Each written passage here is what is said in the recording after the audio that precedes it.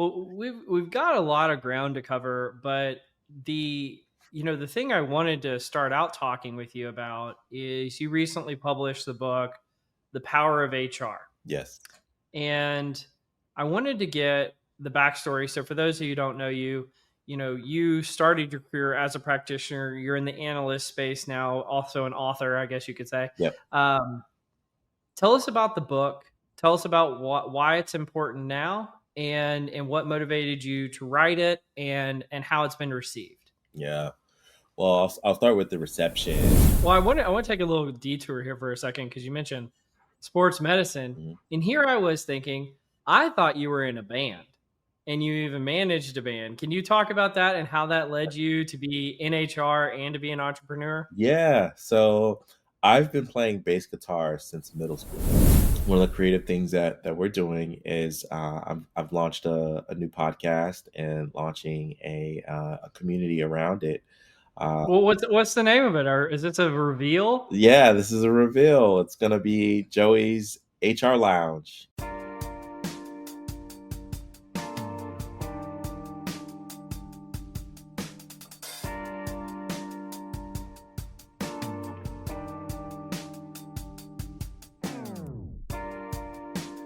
Welcome to Directionally Correct, a people analytics podcast with Cole and Scott, and today's guest, Joey Price, CEO of Jumpstart HR, analyst at Aspect 43, and author of The Power of HR. Hey, Directionally Correct fans, this podcast is dedicated to you to help educate and entertain you on how to effectively do people analytics, workforce planning, talent intelligence, behavioral science, and understand the impacts of AI in the workplace. If you're looking to stay connected to the podcast, make sure to subscribe to Directionally Correct Substack newsletter, where you can read Cole's articles or watch the video of the podcast. You can also see video on Spotify or YouTube, or listen to the podcast on your app of choice. Feel free to check out Cole's new book, People Analytics, and everything else that's going on at colenapper.com. As always, all opinions are our own, and thanks for being a listener. Joey Price, welcome to the podcast. Thanks for being here, man. Cole, man, thanks for having me. You have been one of my favorite people to meet over the last year or so. Just infectious positivity, relentless effort, and uneasy brilliance. So, thank you so much for joining the podcast today. Hey, thank you so much, and I hope that translates well to your audience today. If not, I'm in big trouble. Well, we've got a lot of ground to cover, but the thing I wanted to start out talking with you about is you recently published the book, The Power of HR. Yes. And I wanted to get the backstory. So for those of you who don't know you started your career as a practitioner. You're in the analyst space now, also an author, I guess you could say. Yep. Tell us about the book. Tell us about why it's important now, and what motivated you to write it, and how it's been received. Yeah. Well, I'll start with the reception. It's been really amazing to see and feel the words that you've put on paper and the way that it landed in people's lives. All the way from the pre-published copy and getting it into the hands of some leaders that I admire, and them writing nice things about it without you using ChatGPT. And just to meet different HR professionals when I travel, and they say, "Hey, I've got a copy of your book." That's the most rewarding part for me of this whole process, is that like what I have to say about the HR field makes a difference. It has meaning in folks' lives. Why did I write the book? I wrote it because I wanted to have a positive impact on our field in a way that helps level up the modern day professionals' stature in an organization. Cole, you and I, we are in this analyst space and see the technology and know that for every technology that makes life more efficient or work more efficient, the professionals who deploy those technologies have to level up their ability to be strategic, level up their ability to understand technology's role in business outcomes and their role in business outcomes. And so the power of HR, if I had to define it in a sentence, is, you know, uh, the 5 keys to inspire HR leaders to have confidence, wisdom, and strategy, no matter what situation is presented to them at work. So what are those 5 keys? Oh man, I'm gonna tell you get the book. I'm gonna tell you get the book. But Do you no, have like one of them? Maybe first taste is free. What's one key that they could take away? yeah, I'll give a few. I'll give a few. So, Okay. the first one is own your expertise, right? Okay. So, that's both understanding the role that HR plays within a business function, understanding HR's role within your industry, and as much as it's about knowing what you know, it's being clear about areas that are outside of your zone of brilliance or your zone of expertise, and not being afraid to invite collaborative partners into decision making processes. So, for example, if you are an HR professional and you are tasked with improving the employer brand, maybe you're not a marketing person, and so it makes sense to tap into some of the partners that you have in the marketing department. If you are undergoing audits, maybe it makes sense to tap into some of the financial professionals or the technology professionals that you have in your organization for the purpose of getting things accomplished. So, own your expertise is one. The second one, which I think is my personal favorite, is to be part coach, part cheerleader. And Oh. this value kind of stems from uh, my backstory. Before I got into the field of HR, I thought I was going to be in sports medicine and travel the world and help teams win trophies and championships. But being part coach, part cheerleader means, like, as an HR professional, whether you are in house or a consultant, you have a duty to tell the truth, and you have a duty to set the organization up for success. Now, the way that you deliver that information matters, so much so that it really is the differentiation between, um, does the CEO or the employee feel like they can trust you, or do they feel like you are the bad cop or the compliance police or the no, you can't do that kind of person? And so that's where you marry part coach, part cheerleader, as in, know your role, know how to drive positive change, set the organization up for that positive change.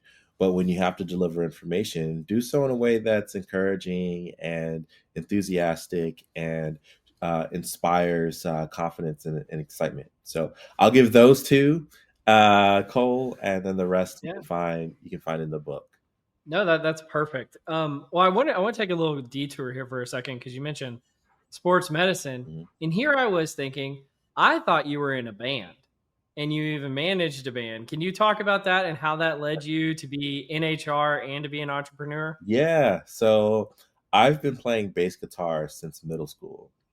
Um, my mom wanted to keep my brother and I out of trouble, and she figured one of the ways that she could do that is give us instruments that require practice. And I was a church kid, so that meant I was always at church on Sundays. And even back then, I was analytical. I said, "What instrument do I not see in the band? Because I want to play the instrument where I don't have to wait my turn. I want to get the instrument and play it." And I never saw anyone playing bass guitar, so that was the origin story of me playing bass. But over the years, I got progressively good, progressively interested. And have traveled the world playing bass guitar. Played at the Kennedy Center. Have done a demo for my band in college. We did a demo in Nashville, Tennessee, and I approach business similar to being in the band and managing the band, in that, whatever goal we're trying to accomplish, a, let's have fun while we're trying to do it, but b, recognizing the creative strengths and limitations of members within our team. And I'm sure you could, riff off of it from a people analytics standpoint about understanding capacity and potential for growth. But the lessons that I've learned being in my band for many, many years taught me just, rehearsal was incredibly disciplined. So we would start just, going over our set, but rehearsal didn't finish when we ended a song. Rehearsals finished when we knew we couldn't get that song wrong. And Oh, there you I go. just brought that level of passion and commitment to getting things right. Not in a perfectionist standpoint, but Mhm. like just making sure a certain level of excellence. And I try to inspire that with my team. I try to attract team members who also carry that commitment to excellence. And yeah, like I said, just have fun at what we're doing. I love that point about practicing till you can't get it wrong. Hmm. I've always told people it related to imposter syndrome. So a lot of people say they feel like imposters, and I said, when you'll never feel like an imposter is if you've done something so many times that you're bored by it. Right. Yeah. And so it's kind of to get the reps in. And so if you're like, I come from people analytics, I'm always talking to analysts who are analyzing data and, having to present it out the results. I'm like, if you've analyzed the data so backwards and forwards that you're bored by it, Hmm. now you're ready to present to the executives and you will not feel like an imposter because you are the world expert on that. Right. And so I think I love that kind of that notion behind it. But maybe we come back to the book for a minute. Um, you know, and one of the beautiful things about writing a book, so I've recently published one, is there's just like really nice community of authors that I didn't know existed, and they're just super, supportive and just like, and so I'm loving being a part of it. But like, what did you go through when writing the book, and what was it like when it came out? Man, writing the book was the classic hero's journey of, uh, boy sees mountain, boy must slay dragon to reach mountaintop. Yeah. Boy meets wizard who helps guide through the journey. Um, but writing the book wasn't the start of the journey. It was actually pitching the book. Pitching the book Oh. idea was the start of the journey, and I hired a coach. He was a really great coach. Helped me understand book proposals in a way that made me realize that proposing a book is just like pitching a business to an investor because they're very similar. If you're going to go the traditional publishing route and you want to have someone co-invest in your future, you've got to show them that you understand your subject matter, that you're the right person to deliver the message, and that you have the commitment to see this through to the end. And so, to me, that was the most strenuous process. But to your point about like practicing until you can't get it wrong when you're presenting to an executive board, having to refine my proposal and having it be rejected by places where I thought it would end up, but ultimately landing in a really great home that was perfect for the goals of my book. It was very rewarding. So pitching was the hard part. Next came acceptance and writing. So the writing, I believe I Mhm. started writing the book in January of 24. And then I had to submit my manuscript by July of 24. So I had like 7 months to write the book. Yeah. And it was uh it was interesting trying to write a book while run a business, while be a dad, while be a husband, while be a pet dad. A lot of competing priorities. So part of writing the book was, stealing away moments when I can to organize the sections of my book and confirm interviews of subject matter experts that I wanted to add in the book, and like filing away documents that I would want to reference. But the bulk of the writing actually happened when I tell my wife and say, "Hey, I need 2 days to go away and just work on the book from sun up to sundown." and then I'll come back and I won't be as stressed out because I've advanced my word count goal. So I did quite a bit of those through that process.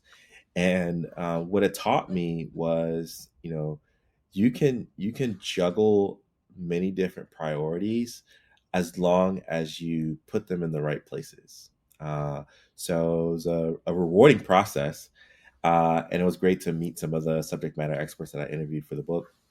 But writing it was a journey in discipline, a journey in commitment for sure, and uh, I think that's why traditional publishers look to people who are committed to see it through the end. Because I don't know about you, what your word count goal was, but mine was like 70,000. And I don't know that Yeah, I think mine was 80. I don't know why I think they just picked that arbitrarily. yeah, well, something of that number where I haven't written that much since college. And Yeah. so you have to remind yourself that, like, I signed up to write and see this through to the end. Also, I'm not alone because I had a good developmental editor that I could write a bit, send it to them. They give feedback, write some more, send it to them. So I just knew I had to cross the word count finish line, and they would tidy it, make it pretty, make all the pieces align. So the writing journey was a lot of it was on my shoulders, but I didn't feel like I was alone because I had the editing partners. I love that. Mhm.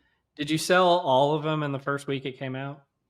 Man, there's no such thing as all. It's selling books is both a journey and a sprint, or sorry, a marathon and a sprint at the same time.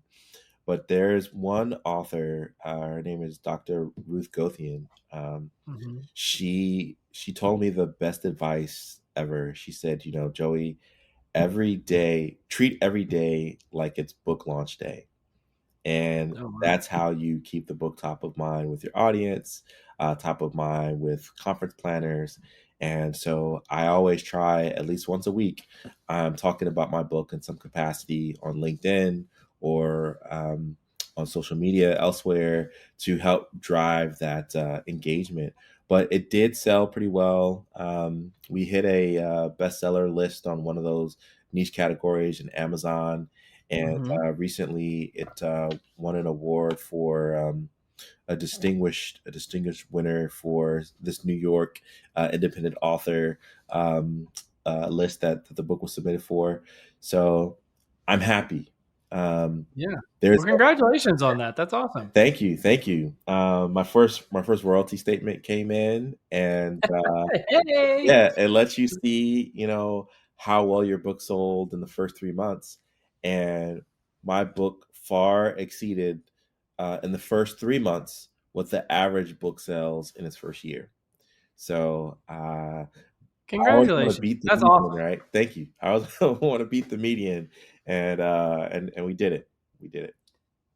I really love that for you, man. And I'm probably over here holding up the beanie, and I don't know. I haven't gotten my numbers yet, so but Just we'll find out. just keep Um, keep pushing, man. Keep pushing. yeah. You are a phenomenal voice, and you've got a great speaking calendar. And I know that your voice is one of the ones that people really need to be paying attention to in our space.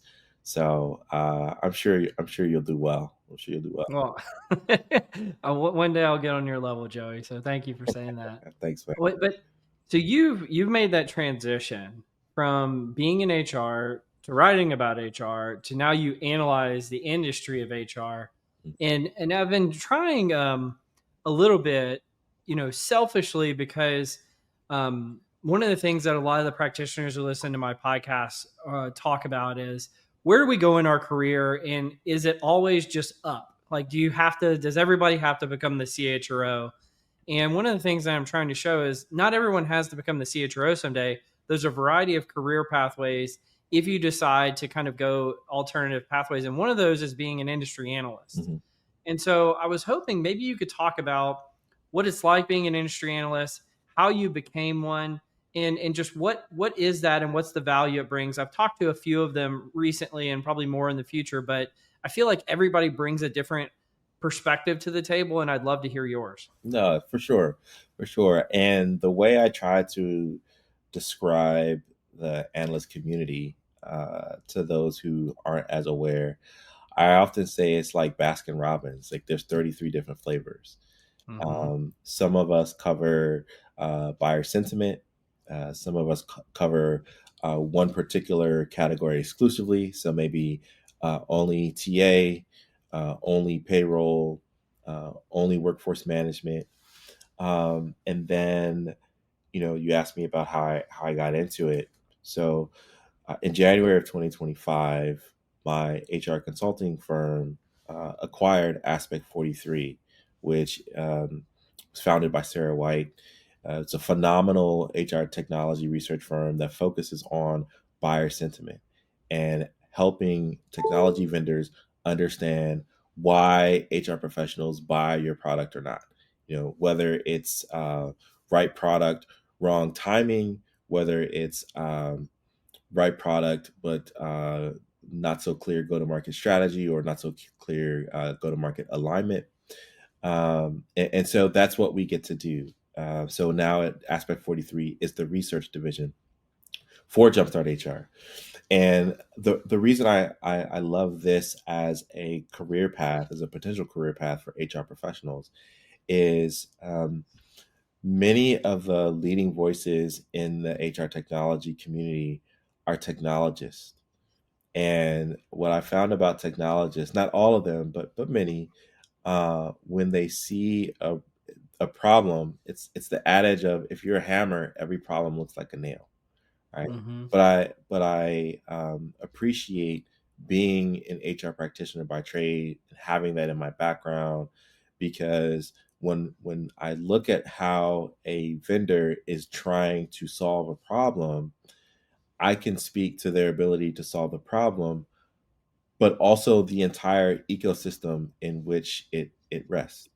And I think that brings a lot of clarity moments, especially this transformative time that we're in for HR and HR technology, where HRS platforms are diving deeper into other different verticals within the space, or we're seeing emerging trends and things that we hadn't seen before, like wellness technology. Matter of fact, we're getting ready to do to release our survey on compliance technology, and it's like compliance technology used to be the HR professional checking off lists, right? But now there are Yeah. tools that monitor labor law changes, FLSA changes, international guidelines, and things that we have to pay attention to with respect to data privacy and what have you. Um, HR professionals bring a holistic view to the technology conversation in a way that people who have primarily built their career in technology and have only interfaced with HR in their company, they don't Yeah. understand, right?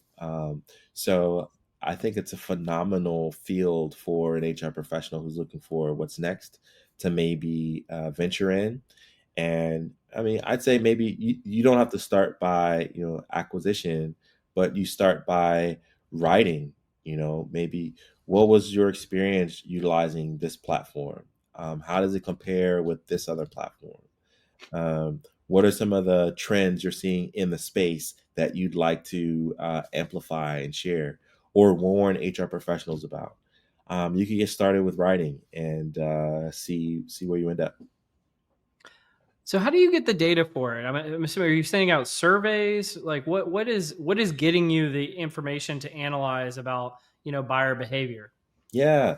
Well, thanks to some of the partner networks that we have, we're available and able to reach not only HR practitioners but employees Mm-hmm. at many of the organizations who are partners within our network, and so we're able to share surveys. But we've identified that there's survey fatigue, right? Mm-hmm. You can't just always give out gift cards. You can't just always say donate to the charity of your choice or the winning charity.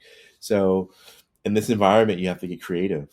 Um, one of the creative things that we're doing is I've launched a new podcast and launching a community around it. Uh, Well, what's the name of it? Or is it a reveal? yeah, this is a reveal. It's going to be Joey's HR Lounge, and Okay. the reason why we're doing it that way is because the podcast will exist to share information, to have one-on-one conversations with HR leaders, and Hmm. keep these high-level topics um, at a conversation level that anyone can understand and anyone can take practical next steps from. And then the community base is what we're hoping to gather some research insights and maybe spark one-on-one conversations with HR leaders who can we can say, tell us a little bit more what you mean about the frustration you had with customer service at that vendor, Hmm. all within a safe space. So, um, the cool thing is that it's not. It's a HR community for community. Sorry, HR community for HR that is not vendor specific, so Hmm. people can come and feel free to express their opinions about their experiences with technology, their hopes, their dreams, their fears, their challenges, and from there we can get some rich insights from not just the HR professionals, but from their teams as well. That's fascinating. So I'm thinking about like, we can't go a podcast without talking about AI and the effect that it's having on HR and HR professionals, especially their skills. What are some of the things that you've seen from your research, whether it to be into buying patterns or the technology or just your work as an HR person yourself, the impact that AI is having on HR at the moment? Yeah, and I live in a few worlds, so I'll talk about that. I'll start with the HR professional. Um, recently I gave a closing keynote at a local conference, Hmm. and I got there early. I always try to get early to a place and get a feel for the crowd and what topics are they talking about during the day, so maybe I can give kudos to the other speakers and reference some of it in my chats. Hey, you're running it like a band. You're doing a sound check That's before it. the event. Yeah, That's I it. love Yep. it. Sound check. Meet the fans so they don't storm out and or throw tomatoes at you. Like I want people to like me. Okay, so I gotta show up Yeah. ready. Um, but I got in there early, and the topic at hand was active listening, Hmm. and it made me nervous. It made me very nervous because knowing what I know about what employees consider important, what CEOs and CFOs and CIOs and COOs consider important, um, I thought to myself, these HR professionals are taking time off of their workday to learn skills that hopefully will advance their career. Hmm. And the topic of the moment was active listening. And I was like, oh, that's interesting. It's not a bad topic in and of itself, but to be honest, I was a little disappointed because I was like, I have to tell these people the world that they actually live in, and it's a one where technology, and more specifically and directly AI, is disrupting your job. It's disrupting your team. um, there's a reality that will play out in the future where a CEO says, hey, I know our HR department is 10. How do we run this with these tools in 7 or these tools in 5? And it's not as cut and dry as that. But the reality is, like, your CEO isn't going to care if you're active listening.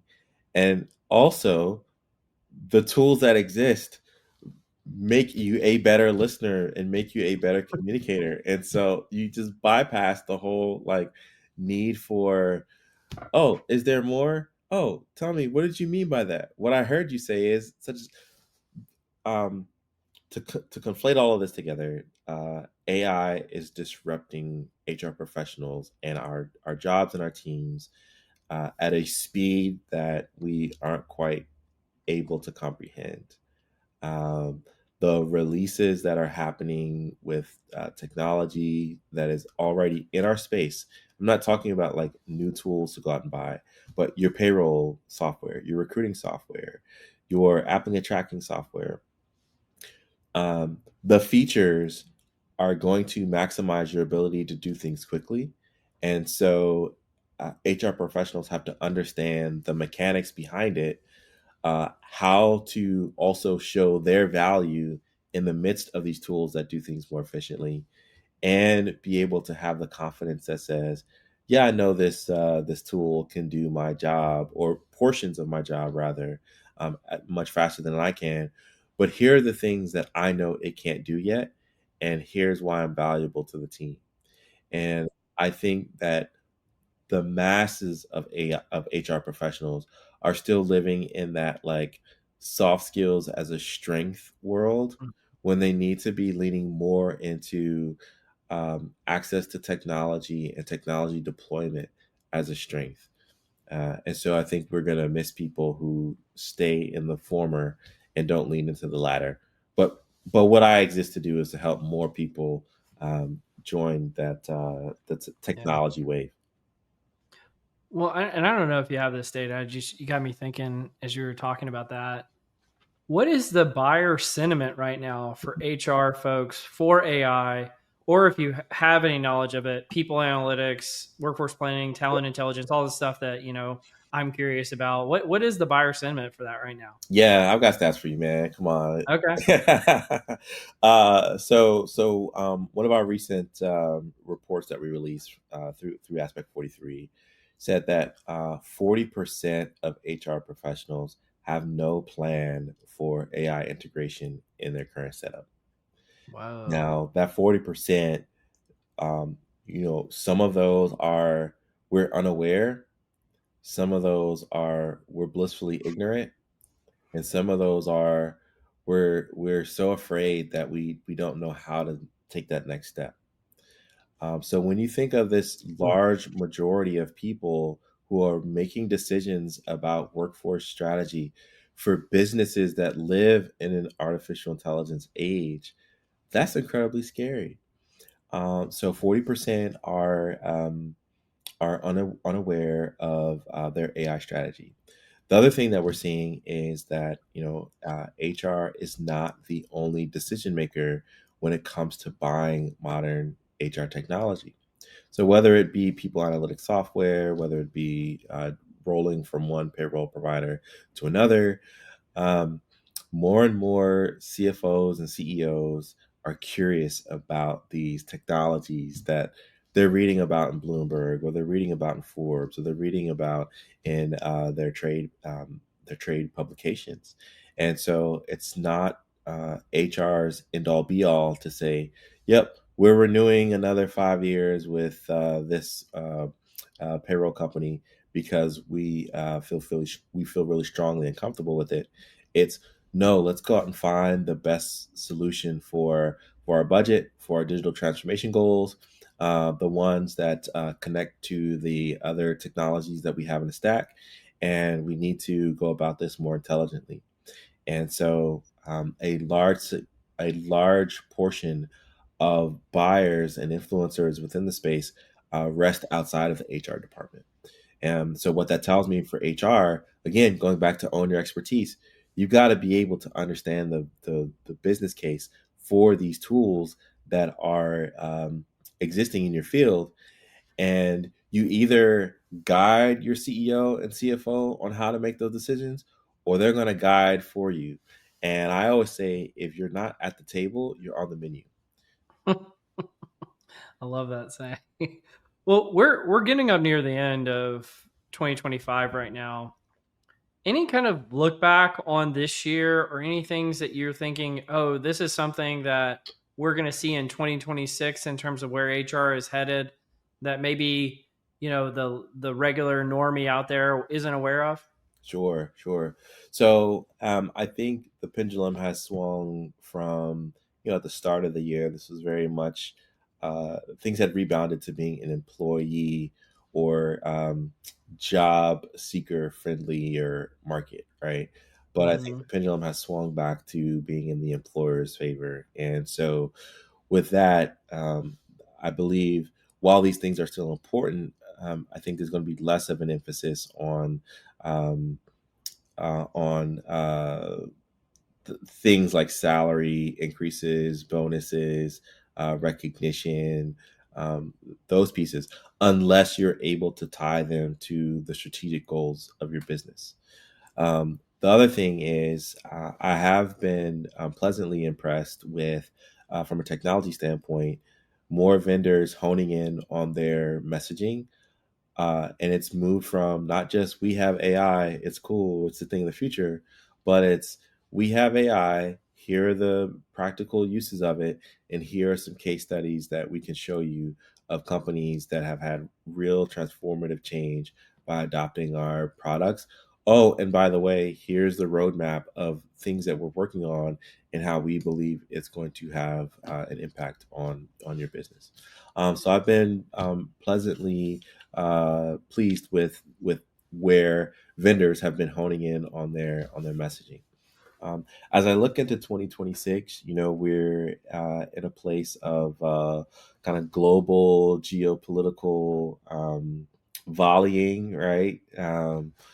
You get a tariff. No, you don't get a tariff. You know, Everybody gets a uh, tariff. yeah, everybody gets a tariff. No, wait, just kidding. We're not going to do tariffs. And so, on one end, you could think of that as only a political, like, that doesn't bother me kind of thing. But actually, for the HR professional, it's incredibly important. Um, if you are in a multinational workforce, you need to be paying attention to geopolitics.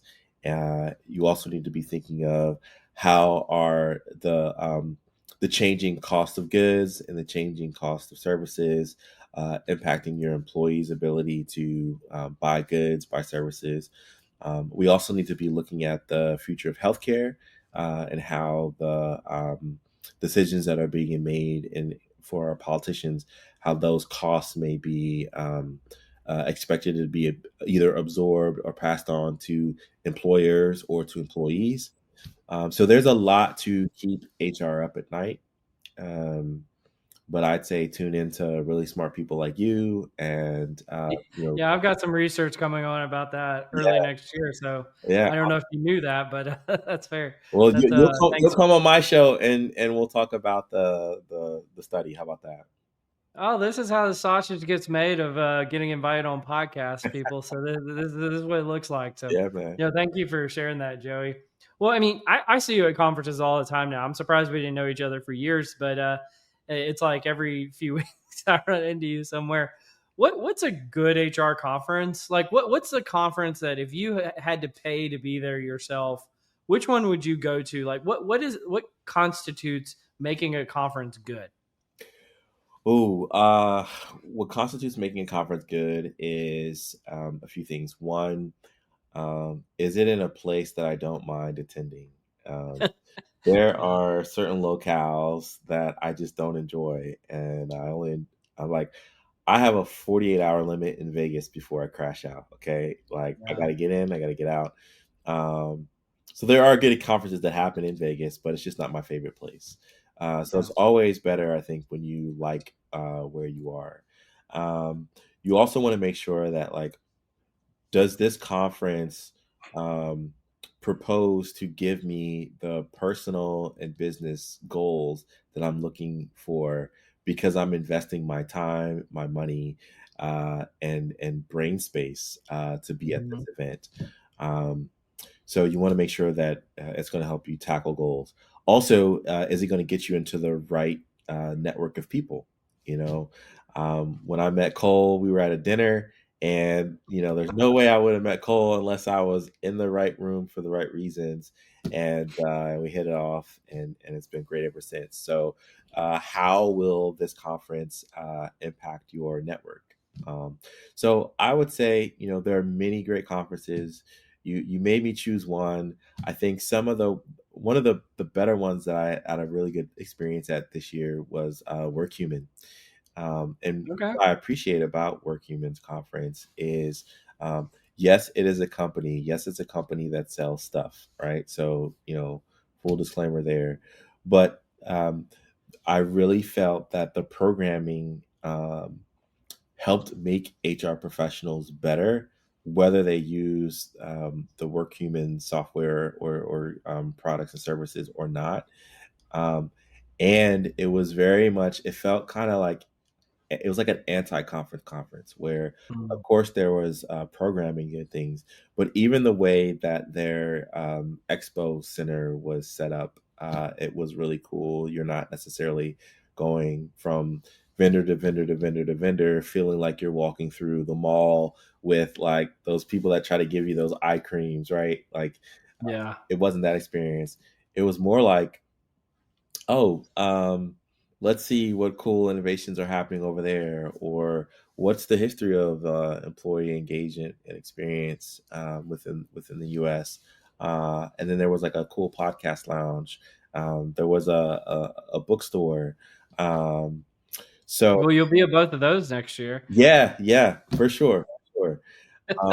So again, I could roll off a long list of cool Yeah. ones, but if I had to spend my money on one, it would. No, Misha and Martin's a friend. She's at WorkHuman, and she presented recently at the SIBE Leading Edge Consortium that I co-chaired. So that's really cool that you like that one. I haven't been before, but that's awesome. Yeah, man. Well, Come on next year.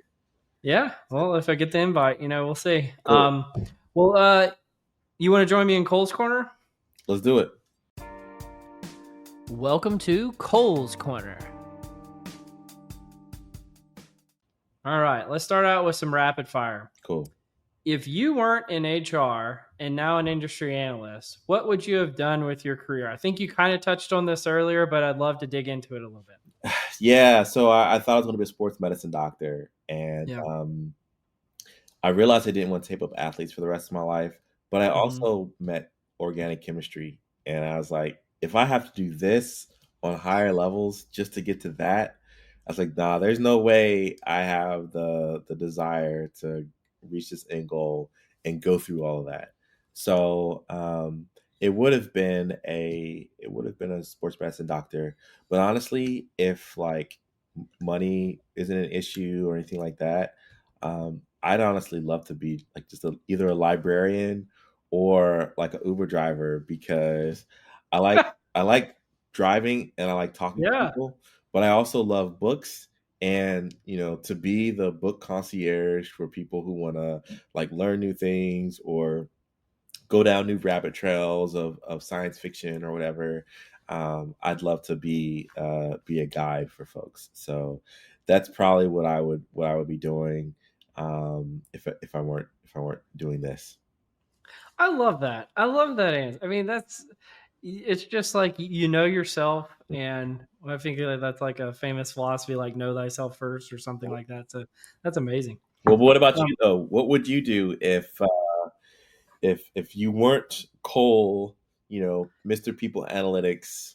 What would you be? Hey, I'd go back and be your first job. I would be in a band, Nice. going around traveling. I think it'd be fun to be in the band. I think it's fun to be like in the business of the music industry too. I think that would be cool if it were like still booming like it was in the past. Yeah. I don't know. That would be a lot of fun. But yeah. What does it really take to lead with impact in today's ever evolving world? Welcome to Inside the C Suite, the podcast where influence, energy, innovation, and empathy converge. Hi, I'm Christy Honeycutt, your host. Join me as I sit down with the boldest voices in leadership, visionaries who are not just making decisions, but making a difference. In every episode, we explore the heart of leadership. How do high performing leaders harness their energy? How do they lead with empathy without losing their edge? How do they turn disruption into innovation and pressure into purpose? You'll hear unfiltered stories of adversity, resilience, and the raw moments that shaped true influence. This isn't about perfection, it's about presence, passion, and the energetic exchange that fuels transformation. Inside the C Suite is your invitation to lead from a deeper place with intention, connection, and courage. If you're ready to go beyond the surface and unlock what really moves leaders to action, Hit subscribe and step inside. You can find us wherever you get your podcast fix. Inside the C-suite, well, we're an energetic exchange. Let's lead with influence, live with energy, and create with empathy. Well, what's the place you've never been to that you most like to go and why? Oh man, I would say domestically, some of the national parks. Mm, So southern Utah, Arizona area, even like the Everglades in Florida. Uh, yeah. I'm a big fan of nature and just being in places where there's zero light pollution, seeing what nature made, and just being out in places like that are very inspiring. So somewhere out in nature that's been like untouched by human civilization is where I want to be domestically, and then I think internationally, more and more, a lot of work that we do is happening in places like Dubai and UAE, and Mhm. so would love to pop over there and experience the culture and do some business. So um, those that's where I'd go. Yeah, every so often, probably once every 4 or 5 months, I'll get an email from a conference that's in like Dubai, Mhm. and it'd be like, "Hey, we want you to come over here and do this and that," and it's always just sketchy enough that I'm like, I'm not sure if you're trying to steal my identity. Like, I want to go, I want to do it, but I'm also like, am I going to regret responding to this? So, like, I don't know. So maybe I'll get a less sketchy one in the future, but I think that would be a fantastic place to go. Well, Cole, as long as you're not on, some state watch list, I think you're, I think you're good. Yeah. Why do you do what you do? Oh man, I do what I do. It's simple. I have a mission statement that I live by, and Hmm. it's to help more people be excited about Monday than they are about Friday. Oh And wow, so I do what I I do. love. Thank you. How did you come to that? Um, you know, oddly enough, before I even got into the HR field, my I studied kinesiology in undergrad, so Hmm. that was the whole sports medicine track, right? Like I wasn't like some criminal justice major who was like, oh, I want to go to sports medicine one day.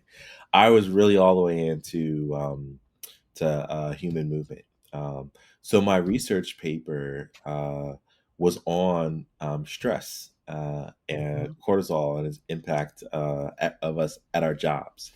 Um, so I've always had this desire in me to uh, help people love their jobs. I just didn't realize that from a sports medicine standpoint, I wanted to train athletes so that they can win. But now I get to train corporate athletes so that they can win. And it looks different, right? In this environment, it is creating consulting strategies that CEOs buy in and our consulting team gets to deploy and, have a one-to-one improvement of like strategy and business. Now with our acquisition of Aspect 43, it's taking data-driven insights and turning those into recommendations for technologists to create tools that help people love their jobs. And so, you know, I had just peeled the layer back. It all started of like, oh, I want to help people, okay, Yeah. but like go down a layer. Like, why do I want to help people? Well, I want to help people because we're stressed out. Why are people stressed out? We're stressed out because we go to jobs that we don't like. And why do people go to jobs that they don't like? Well, it's because they have to pay bills and they have to have a life for their family, so on and so forth. So I was like, well, if I can get to the deepest layer of the onion of like why I want to be helpful, it's ultimately because we spend so much time at work that there's a happy medium of like the mental stress that we should have at work, and then the fair and equitable compensation that we should have at work, and the intrinsic value that we receive from work, because we're all giving 8+ hours a day, 40+ hours a week to advance the organization. Is there a way where the organizations can advance us in as mutually a redeeming way as possible? So that's why I live by that mantra. And so everything that I do or that I am a part of, I have to ask myself, does it help move the needle in that area? And so Yeah. that's why I do what I do. I love that. I really like it. Mm. All right, I got one big question for you. Cool. So you wrote the book on how to make an impact on organizations using HR. What is the best way to make an impact? And what do you know about making an impact using HR that no one else knows about or that you're most hesitant to share? Oh, you want me to share my secrets, huh? I'd say the most impactful way you can make a difference as an HR professional is to be trustworthy. And that shows up in many different ways. Trustworthy to the CEO is like, What does it mean, Joey? Because like this is like you going to that conference and hearing people talk about active listening. yeah, When you tell me it's be trustworthy, yeah, I'm like, okay, but what's the secret insight there? yeah. No, no, I appreciate that because you want to be the advisor. You want to have the ear of the CEO that says, "Hey, I'm laser focused on this vision, and this is how I want to get there." Right? Mm-hmm. If you are the HR professional, the senior most HR professional in the organization, and you cannot influence that CEO's perspective, then you are not living at the highest level, like the pinnacle of being an Yeah. HR. And so the way that you arrive at that pinnacle is being trustworthy. So that means, there may be some behind closed doors conversations that you're privy to that you have to like walk out of it, you know, protecting the best interest of the CEO while also not being afraid to speak up and say, hey, here's why we should drive this way versus that way. Here's the data that supports going this way versus that way. So trustworthy is an umbrella, but it's a mutual exchange of like the CEO can trust that you understand their motives, you understand the direction you want to take the business that they want to take the business in, and you understand why that's important to them and to the shareholders and so on and so forth. Um, but it's also, minimizing whether it's you know um, not protecting Well, the just say it. I see you thinking about it. Just yeah. say what you want to say. It's just me and you talking. It's just nobody's Me, listening. you, and the Yeah. millions of listeners, right? Yeah. I think that we lose our credibility as HR professionals when we're so gung ho about things that don't ultimately matter to the business. Like the hills that we often choose to die on as HR professionals Very silly are hills. very silly hills. Yeah. And so it's having the composure to know, is this a hill that I should die on? Is this drama that I need to involve myself in? Um, so I'd say that's a part of being trustworthy is maintaining your professional composure and not dying on stupid hills. Yeah. I could probably take some wisdom from that recently. Uh, no, I love it. All right. Well, let's do some. What am I reading? By the way, as I get into this, I don't know. Do you have any siblings? I do. I have an older brother. Okay, so you have a sibling, so this will resonate with you. Yeah. Um, in the past, like I've had a few of our previous guests tempt us to talk about research about kind of birth order Hmm. and do siblings kind of shape, your experience and that type of thing. And I've been reticent to do so because previous research on the topic basically shows that there's little or no effect. However, there's been this recent study that came out um, of 700,000 adults Hmm. and asking them to take what's called the Hexaco personality model, which is essentially the big five with honesty, humility added into it. Hmm. And what they found is that contrary to prior research, that birth order actually does have an impact on your adult personality. Mm-hmm. So I'll hit a few of the key findings here real quick, and then I'll let you jump in. But this was by Ashton et al. In 2024. On the honesty, humility, and agreeableness, the study found that individuals from larger families scored higher on these traits. And middleborns, as a middleborn myself, this makes a lot of sense. Mm-hmm. Middleborns had the highest scores on these two dimensions, followed by lastborns, firstborns, and only children. And then the impact of sibship size. So this is actually the number of siblings you have. If you have a sibship score of 1, that means you're an only child. Mm-hmm. I know that gets a little confusing, but a sibship score of 2 means you have 1 sibling. The differences in honesty, humility, and agreeableness were most pronounced when comparing individuals from families with 1 child to those with 6 or more children. Essentially, if you are an only child or 1 child, your honesty humility score is substantially lower than if you have 6 or more children, and it goes up in a linear fashion as you add children. So the honesty humility score goes up the more children there are. Mm-hmm. And then on openness to experience, they found that only children and firstborns scored higher on openness to experience than middle or lastborns, which is consistent with some prior research. And so there's a few findings here. They've got some charts. You can see kind of honesty, humility as the sibship score goes up, that there's a relationship there. You can see openness to experience is higher for those with less siblings. There seems to be a small relationship with extroversion. And then you'll see agreeableness goes up as well as you add siblings. But as they said earlier, that this is one of those things that, middle children tend to struggle with. Mm-hmm. So what did you think about this one when you had a chance to look through it, or did you have a chance to look through it? I did. And, it's so interesting because I grew up with an older brother, and my wife is the only child.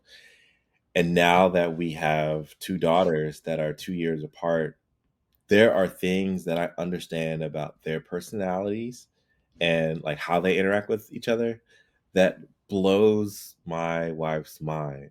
Like on one hand, they could be fighting over markers, and then the next moment they're holding hands watching Netflix. And I was like, you know, this is what it's like being with a sibling. It's a world that you didn't understand until now.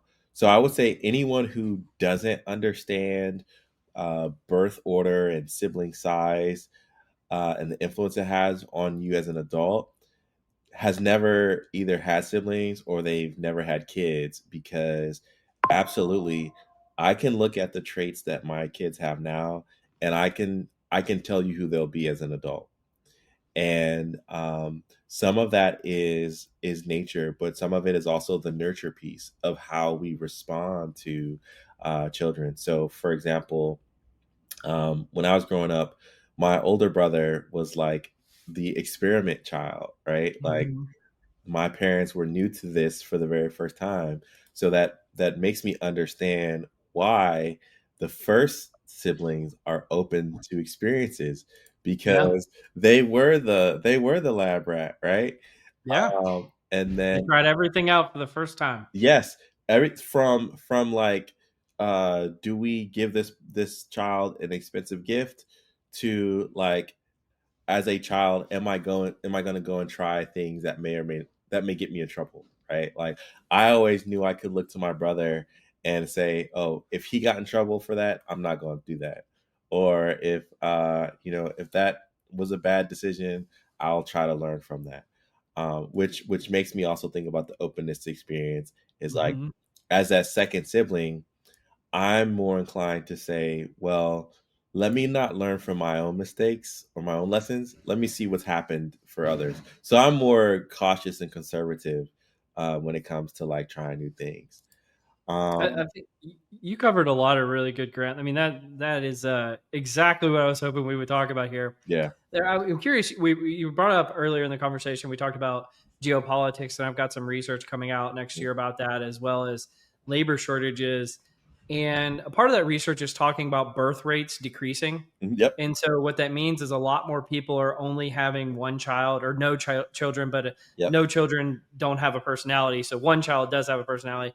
And one of the interesting things I see in this research is that if you're an only child, you're much more likely to be lower on honesty, humility, much likely to be lower on agreeableness, and much higher on openness to experience. Mhm. And I wonder, as society kind of progresses and we have more and more people that are only children, what does that do to things like societal trust? If honesty, humility, and agreeableness are lower, but people are wildly open to experiences, it seems like you're going to have a lot more, and we're seeing it already, a lot more isolation, Mhm. but also a lot of seeking of novelty. And so I don't know. Do you have any thoughts about that? Yeah, I mean, to your point about seeing that play out now, um, this wasn't our research, but I read somewhere that the top two reasons why people use ChatGPT is for connection and counsel. Yeah. And so what we're seeing is people trusting algorithms more than they trust a social community. And you have to ask yourself, like, how do we get there? Right? Like, are we not vulnerable enough to share with one another? Uh, Hmm. were we not vulnerable enough to see our parents as mentors or guides or religious figures or teachers or supervisors? Um, so yeah, it's super interesting.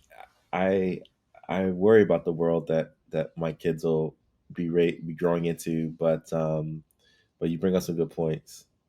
No, no. Well, here's another slightly negative one. We'll go into. This is a recent article called by Bradley Wilson called "Are We Witnessing the Disenfranchisement of the White Collar Worker?" Hmm. And so one of the things he talks about is if you look at kind of the macro data on workers, it's actually frontline workers for one of the first times in a long time are starting to see higher levels of engagement Hmm. across the base of work. But the divergence is happening with white collar workers, which are seeing declines in these double digit drops in confidence in senior leadership, feeling valued and believing their opinions matter. Hmm. And he goes into a few of the possible drivers behind this decline. Managers seem to be much more under pressure, spans of control are increasing. The retreat from the flexibility of work that we saw during COVID, Hmm. uncertainty about technology, specifically thinking about generative AI, and we talked about that a little bit earlier, shifts in inclusion and belonging, recognition gaps, layoff anxiety, and smaller teams. And this is having a human impact on the workforce. And he gives some advice about what leaders can do to improve this. But are you seeing this in the data that you're experiencing, and what impact do you think the disenfranchisement of white collar workers is having right now, Joey? Hmm. Well, one thing that's on our research target for next year is rewards and recognition. Mm-hmm. So ask me this question in like 8 months, and I'll have a research based answer from our studies. But I think to go back to the technology that's increasing, I think more and more frontline workers understand that their jobs are relatively secure because we've had self checkout for like the last 5 years, and I still hate it. Right? I Yeah. will always prefer to go to a person. I Um, always tell my wife, like, when is the store going to cut me a check for doing the work? Listen, and then they'll have the nerve to say, "Do you want to donate to charity?" Yeah. I'm like, first of all, I have my own charities that I donate to. Second of all, you hired me to check out my own bags, and I have Yeah. to Unpaid labor. charity and give a tip, right?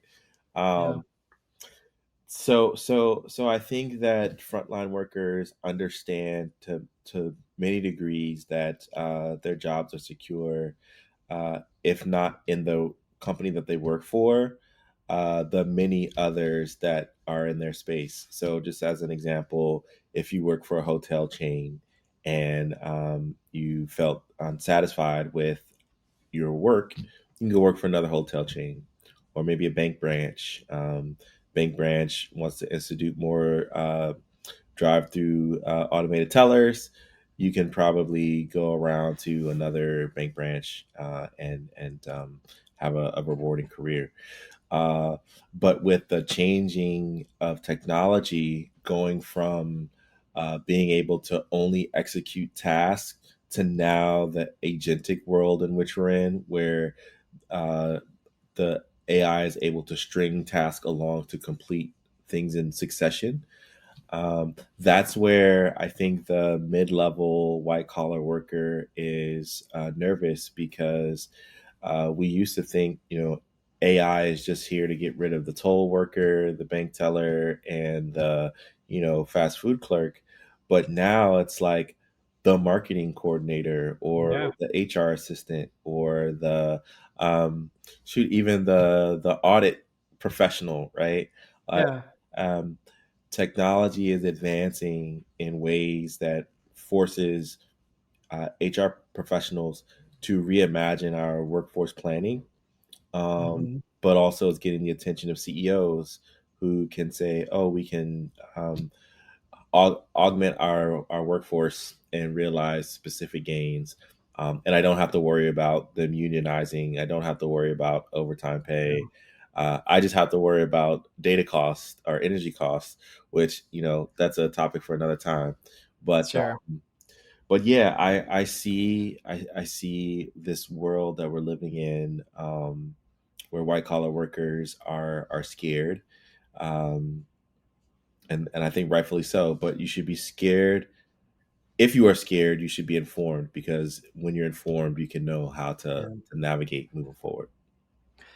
Yeah, I'm not a believer in zero sum thinking. So just because blue collar workers are doing better and white collar workers are doing worse, that like there's some kind of like karmic justice in that. But I Yep. will say, for a long time, I mean decades and decades, blue collar workers were treated like garbage. Yep. Like they were not treated well, Mhm. and so I think that this is probably a nice respite as a society, that they're getting kind of a moment to at least say, hey, you know what, we matter too. Mhm. I mean, I kept thinking about this a lot during COVID, when there were so many articles coming out about like flexible work and how this is so great that everybody gets flexible work. And I always thought, like, what about blue collar workers? Do they Well, get flexible work? 80% of our workforce is Yeah. deskless. So, And so much of the work that is done acts like white collar workers are the only workers that exist. mhm. And frankly, that offends me. And It's a so I try bubble. not, yeah. It's And a that people silo. are people. Silo. Yeah. And so everything is written about, well, what's going on in San Francisco or New York, or what's going on, with the top, tech workers. And it's like, that's the entire, and that's like a fraction of the workforce. Mhm. And it's like saying, these are the people who matter and these are the people who don't matter. Mhm. And so maybe it's time for a little comeuppance. I don't know. That's sort of how I look at it a little bit. But yeah, like I do think a lot of this comes down to is finally the eye of Sauron of automation, which is shown for 30 years on blue collar workers, is now shining on white collar workers. And I think it's our time to be resilient and adjust. I mean, I'm a white collar worker. I, Yeah. I I want to be an early adopter to all these technologies, rather than saying, it's going to just impact me because I'm unwilling to change. Yeah. Well, and you probably saw the news where there was one consulting firm that I think they had to give like $440,000 back to a government they were consulting Yeah. for, Yep. because they used AI, it hallucinated, and they must have had a money back guarantee.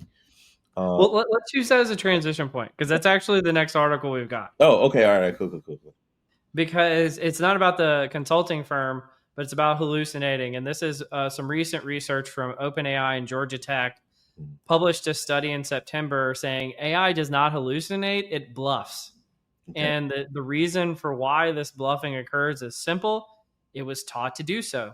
So, for those of you who aren't familiar with the concept of reinforcement learning, what all these AI models are trained on is they get reinforced with plus points, I guess you could call it, for when they give a good answer, and neutral points for a decent answer, and then minus points for a bad answer. Hmm. And one of the things that they've baked into the reinforcement learning algorithms for making these things better is people don't like it if a model says, I don't know. and that gets 0 points in the reinforcement learning algorithm. But when it guesses, and if a lot of times it gets lucky, it gets rewarded for that. So a guess is essentially a bluff.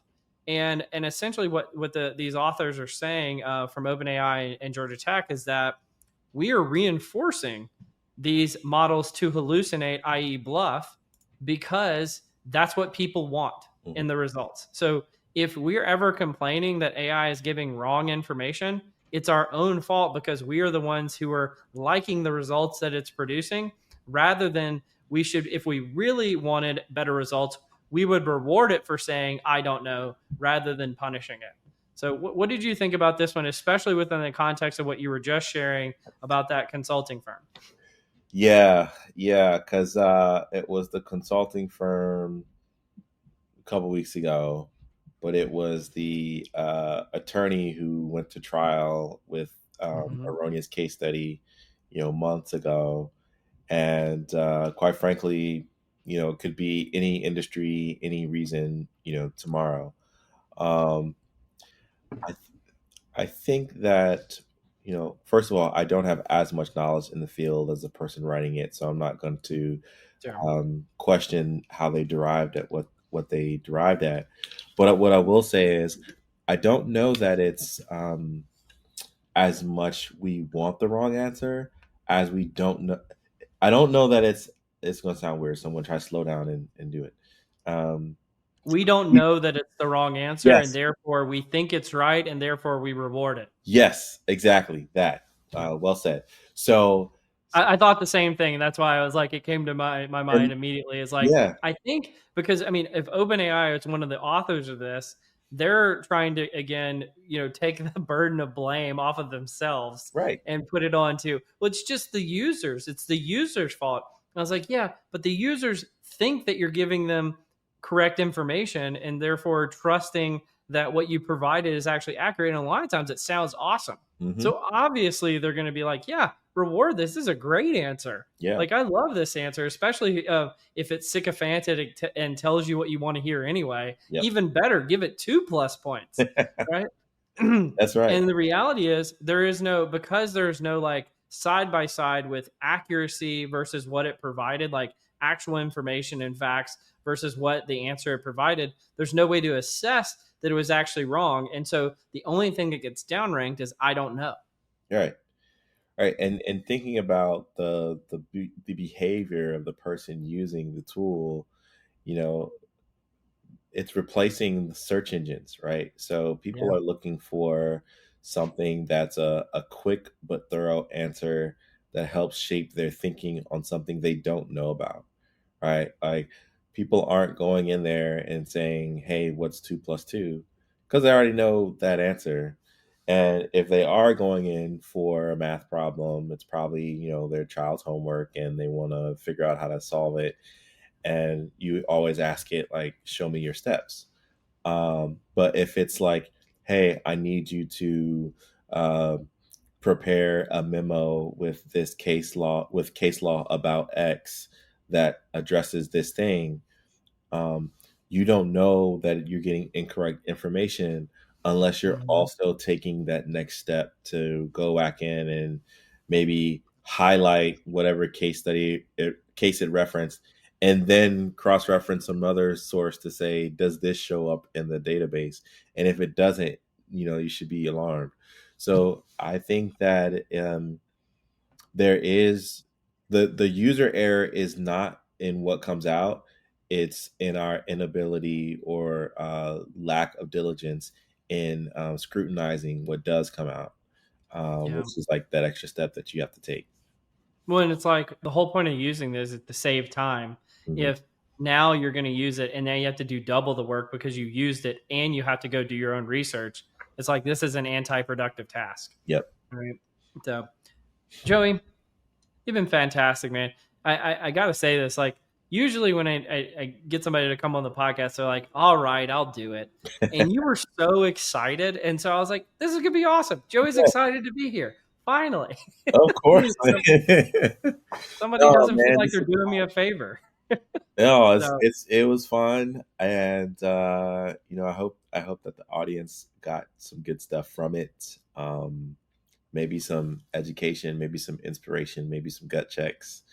But Cole, I could chat with you forever. So looking forward absolutely. to next time we'll see each other out and about. Yep. And yeah, All right. Well, if you haven't already, go check out Joey's book, The Power of HR, his new Joey's HR Lounge, both the podcast and the group, the community that he's building. And, check out his research as an industry analyst. But you've been listening to Directionally Correct, a People Analytics podcast with Colin Scott, and today's guest, Joey Price. Thanks for joining me, Joey. thanks, Cole. See you later.